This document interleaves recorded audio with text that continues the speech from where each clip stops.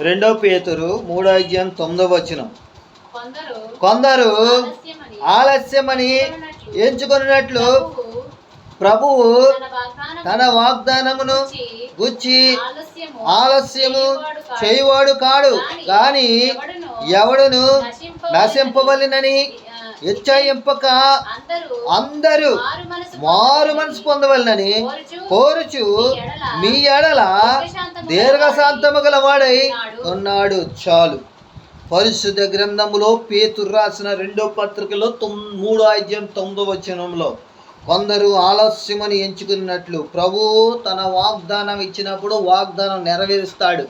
ఆయన ఇచ్చిన వాగ్దానము, ఆయన ఇచ్చిన మాట నెరవేరుస్తాడు ఆయన. ఎందుకంటే కొందరు ఆలస్యమని ఎంచుకుంటున్నారంట. చూడండి, చాలామంది అనుకుంటున్నారు యేసుక్రీస్తు వారు ఏమొస్తాడులే, ఎప్పుడు వస్తాడులే, ఏమో ఏమో అనుకుంటున్నారు. కానీ ఆయన ఎప్పుడో వస్తాడు. మనం ఆలస్యమని ఎంచుకుంటున్నాం, కానీ ఆయన వాగ్దానం ఇచ్చిన దేవుడు. నేను వస్తానన్నాడు. ఆయన తన శిష్యులతో చెప్పాడు, నేనుండే స్థలంలో మీకును స్థలం సిద్ధపరచడానికి నేను వెళ్తున్నాను. మరలా మిమ్మల్ని ఆ స్థలంలోకి మరలా తీసుకుని వెళ్ళటానికి, పరలోకానికి తీసుకుని వెళ్ళడానికి మరలా నేను భూలోకానికి వచ్చి మిమ్మల్ని తీసుకుని వెళ్తానని ఆయన చెప్పాడో లేదా? ఆయన వాగ్దానం ఇచ్చాడో లేదా? ఆయన ఇచ్చిన వాగ్దానము కొందరు ఆలస్యమని ఎంచుకుంటున్నారు. కానీ యేసు ప్రభువు వారు ఎప్పుడు వస్తారో, ఏ జాము వస్తాడో, దొంగవల వస్తాడో, మిట్ట మధ్యన వస్తాడో, దొంగవల వస్తాడో, ఏ జాము వస్తాడో ఎవరికి తెలీదు. ఆయన వస్తాడు, నేడు రేపు వస్తాడు. కానీ మనం సిద్ధపడి ఉండాలి. మన హృదయం ఎలాగుంది? మన పవిత్రంగా ఉందా, అపవిత్రంగా ఉందా? మన ఆలోచనలు, మన సూపులు, మన నోటి మాటలు, ఇన్నిట్లో, చేతి పనులు, కాళ్ళడుగులు, హృదయాలు, స్థలంపులు, కోరికలు, ఆలోచనలు అన్నింటిలో మనం ఎలా ఉన్నాం? మన స్థితి ఎలా ఉంది? మన పరిస్థితి ఎలా ఉంది? మన హృదయం ఎలా ఉంది? మన పరిస్థితి కలిగి ఉన్నామా? మనం చాలా జాగ్రత్తగా ఉండాలి, సిద్ధపడి ఉండాలి, సిద్ధపడగలిగి ఉండాలి. చూడండి, 10 మంది కనికల్లో ఈ 5గురు విడబడిపోయారు, 5గురు ఎత్తబడ్డారు. మనం ఎత్తబడే గుంపులో ఉండాలి, విడబడిన గుంపులో ఉండకూడదు. మనం ఎత్తబడే గుంపులో ఉండాలి. మన పరిశుద్ధమైన జీవితాన్ని మనం జీవిస్తూ ఉండాలి, పరిశుద్ధం కలిగి ఉండాలి. దినదినము, సెకండ్ ప్రతి క్షణము కూడా పరిశుద్ధత కలిగి ఉండాలి. దేవుడు వస్తాడు, ఎప్పుడో వస్తాడు, రేపు మాపు వస్తాడని మనం సిద్ధపడి ఉండామే. కొందరు ఆలస్యమని ఎంచుకున్నారు. ఎప్పుడు వస్తాడో, వస్తాడులే అనుకుంటున్నారు. కానీ ఇప్పుడే రావచ్చు. మన పడుకున్నప్పుడు, మన నిద్రలో కూడా ఆయన రావచ్చు, తెల్లవారుజామున రావచ్చు, చెప్పలేం. మిట్ట మధ్యాహ్నం రావచ్చు, ఇప్పుడే రావచ్చు. ఆయన ఎప్పుడు వస్తాడో మనకు తెలియదు. యేసు ప్రభువారు వచ్చే వరకు కూడా మనము సిద్ధపడి ఉండాలి. ఆ ఎత్తబడి గుంపులో మనం ఉండాలంటే ఆయన మనం నమ్ముకుని సిద్ధపడి ఉండాలి. ఆయనతోటే మనం సహవాసము కలిగి ఉండాలి. ఆయనతోటే మనము జీవించాలి. ఆయనతోటే మనము సహవాసము కలిగి ఆయన వాక్యానుసరంగా మనం నడుచుకోవాలి. దేవుడు ఏం చెప్తున్నాడో మనం అదే చేయాలి. వాక్యం ఏం చెప్తుందో అదే చేయాలి. చూడండి, ఇక్కడ ఏమంటున్నాడు ఆయన? కొందరు ఆలస్యమని ఎంచుకునేటట్లు ప్రభువు తన వాగ్దానమునకు వచ్చి ఆలస్యం చేయవాడు కాడు. ఆలస్యం చేసే దేవుడు కాదు ఆయన. ఇప్పుడు ఆయన వస్తానన్నాడంటే ఎప్పుడు వస్తాడో దానికి ఒక సమయం ఉంటుంది. ప్రసంగి అంటున్నాడు కదా, 3:1 ప్రతి దానికి సమయం. అదే యేసు రాకడకు కూడా సమయం ఉంది. ఆ రాకడికి ఒక సమయం ఉంటుంది. ఆయన వస్తాడు, నేడు రేపు వస్తాడు. నమ్మిన మనందరం తీసుకుని వెళ్తాడు. విడబడిన వాళ్ళు విడబడతారు, కానీ ఎత్తబడిన వారు నమ్మి సిద్ధపడి ఉంటే ఎత్తబడతారు. ఆ రాజ్యం కొరకు మనం ఎదురు చూడాలి. నువ్వు వాక్యం వింటున్నా, నువ్వు మార్చుకోవాలి. నీ మారు మనసు పొందమంటున్నాడు ఆయన. నువ్వు ఇక్కడ దేవుని నమ్మకుండా ఉంటే నువ్వు ఇక్కడ క్రైస్తవుడివే. నువ్వు వస్తున్నావు, దేవుని మందిరానికి వస్తున్నావు, కానీ పేరుకి మాత్రం క్రైస్తవుడివే నువ్వు. కానీ నీలో ఏమి లేదంట, దేవుడు లేడు, పరిశుద్ధత లేదు. మందిరానికి వస్తున్నావు, కానీ పేరుకి మాత్రం క్రైస్తవుడివే. నువ్వు ఇంకా మార్పు చెందలేదు. ఏం చెందలేదంట? మార్పు చెందలేదు. ఏమంటున్నాడు ఆయన ఇక్కడ? అందరూ ఎవడును నశింపవలనని ఇచ్చయింపక. ఎవడు కూడా నశించిపోవడం యేసుకి ఇష్టం లేదు. నశించిన దానిని వెలగ రక్షించడానికి మనిషి కుమారుడు భూలోకానికి వచ్చాడు. ఆయన ఎందుకు వచ్చాడు ఇప్పుడు అర్థమవుతుందండి. ఇక్కడ చూడండి, ఎవడును నశింపవలనని ఇచ్చయింపక అందరూ మారు మనసు పొందవలనని కోరుచు. అందరంట అందరిని కూడా మారు మనసు పొందవాలని కోరుచున్నాడు యేసు ప్రభువారు. ఇక్కడ నువ్వు దేవుని మందిరానికి వచ్చావంటే నీవు పేరుకి క్రైస్తవుడుగానే ఉన్నావు, కానీ నీవు నమ్ముకుని ఇంకా సిద్ధపడలేదు. నువ్వు దేవుడు అంటే భయమే, భక్తే, కానీ నీవులో ఏమి లేదంట, మార్పు లేదు. నీలో ఏం కావాలంటున్నాడు యేసు ప్రభువారు? మారు మనసు. అందరూ కూడా ఏం పొందాలంట? అందరూ మారు మనసు పొందవాలని కోరుచున్నాడంట.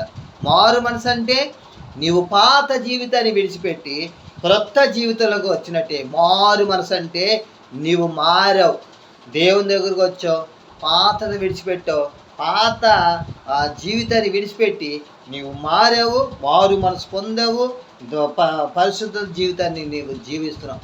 మారు మనసు పొంది నీవు మారినప్పుడు, యేసే దగ్గరికి వచ్చినప్పుడు, దేవుని సన్నిధికి మందిరానికి వచ్చినప్పుడు నువ్వు ఎక్కడున్నా సరే, యేసయ్యా యేసయ్యా నన్ను క్షమించండి, నా పాపములు క్షమించండి, నన్ను శుద్ధునిగా చేయండి, శుద్ధ్రాలుగా చేయండి, నీ కుమారుడుగా నీ బిడ్డగా చేయండి. అయ్యా నేను ఎప్పుడు బాప్తిసం తీసుకోవాలి? ఎలాగా? ఏంటినైనా నేను ఇంకా సిద్ధపడి ఉండాలి నాయన. నేను బాప్తిసం తీసుకోవడానికి నేను సిద్ధపడి ఎలా ఉండాలి? నేను ఎలాగా నా జీవితం పవిత్రంగా ఉండాలయ్యా అని మనం ప్రార్థన చేసుకోవాలి. బాప్తిసం తీసుకున్నా యేసయ్య నేను మరలా పాత జీవితంలోకి వెళ్ళకూడదని మనం ప్రార్థన చేసుకోవాలి. నీవు బాప్తిసం తీసుకున్నావంటే ఇంకా యేసయ్యా అని నువ్వు ప్రార్థన చేయాలి. యేసయ్యా నాకు మీరు బాప్తిసం ఇచ్చారు, నేను బాప్తిసం తీసుకున్నాను, మరలా యథావిధిగా పాత జీవితంలోకి వెళ్ళకూడదు, పాపంలోకి వెళ్ళకూడదు, వద్దు, లోకంలో నేను కలవకూడదు. యేసయ్యా నీ బాప్తిసం నేను తీసుకున్నాను కాబట్టి క్రొత్తగానే నేను ఉండాలి, పరిశుద్ధత కలిగి ఉండాలి, మీ రాకడకు నేను సిద్ధపడి ఉండాలి. నీవే నిజమైన యేసుక్రీస్తువి, నీవే నమ్మదగిన దేవుడు, నీవే నిజమైన దేవుడు అని మనం ఆయన్ని ఆరాధించాలి. అందుకే అంటున్నారు చూడండి, అందరూ మారు మనసు పొందవాలని కోరుచు మీ ఎడల దీర్ఘ శాంతము గలవాడే ఉన్నాడు. ఎలా ఉన్నాడంటే ఆయన అందరూ మారు మనసు పొందాలని మన ఎడల దీర్ఘ శాంతం కలిగి ఉన్నాడు యేసు ప్రభువు వారు. దీర్ఘ శాంతం, చాలా శాంతం కలిగి ఉన్నాడు, చాలా చాలా. ఎందుకంటే నువ్వు మారు మనసు పొందడానికి ఆయన ఇంక కొంత ఆలస్యం చేస్తున్నాడు. నువ్వు మారుతావనే ఆయన ఆలస్యం చేస్తున్నాడు. ఆయన ఎందుకు రావట్లేదు, ఆలస్యం చేస్తున్నాడంటే మన కొందరు ఆలస్యం అనుకుంటారు. యేసు ఆలస్యమైన ఎప్పుడో వస్తాడు, కానీ ఆయన మన కోసమే, నమ్మని వారి కోసం ఆయన ఆలస్యం చేస్తున్నాడు. నమ్మి మీరందరూ సిద్ధపడి ఉంటే అందరూ అంతటను మారు మనసు పొంది పశ్చాత్తాపడి పాపములు ఒప్పుకొని నీటి బాప్తీసాలు తీసుకుంటే అందరిని అంతటను రక్షింపబడితే దేవుని రాకడ బహు సమీపముగానే ఉన్నది. దేవుడు వస్తాడు, నేడో రేపు వస్తాడు, మనల్ని అందరిని నమ్మిన మనల్ని కూడా ఆయన తీసుకుని వెళ్తాడు. నీవు విడవబడే గుంపులో ఉంటావా, ఎత్తబడే గుంపులో ఉంటావా, నీ ఇష్టం, నీవు ఆలోచించుకో. ఎత్తబడే గుంపు అంటే నీకు తెలుసు పరలోక రాజ్యం, విడవబడిన గుంపు అంటే అగ్నిగుండం, అక్కడ ఏడుపును, పండ్లు కొరుకుటయు, కేకలను, అక్కడ చాలా బాధ, ఏడుపు ఉంటుంది అగ్నిగుండములో.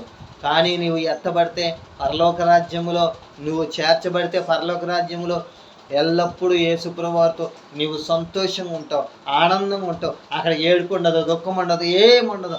ఎల్లప్పుడూ ఆ యేసుతో మనం సంతోషిస్తాము, ఆనందిస్తాము. అట్టి కృప దేవుడు పరిశుద్ధ వాక్యాన్ని మన అందరం వెనికిలో హృదయంలో ఫలింపు చేసి ఆశీర్వదించును గాక. ఆమేన్. సమృద్ధిగా సాగమని ప్రేమించవే నన్ను ప్రాణంగా, నీ కోసమే బ్రతకమని దారులలో ఎడారులలో సెలయేరువై ప్రవహించుమయా, చీకటిలో కారు చీకటిలో అగ్ని స్తంభమైనను నడుపుమయా, నీవించవే సమృద్ధిగా నీ సాక్షిగా కొనసాగమని.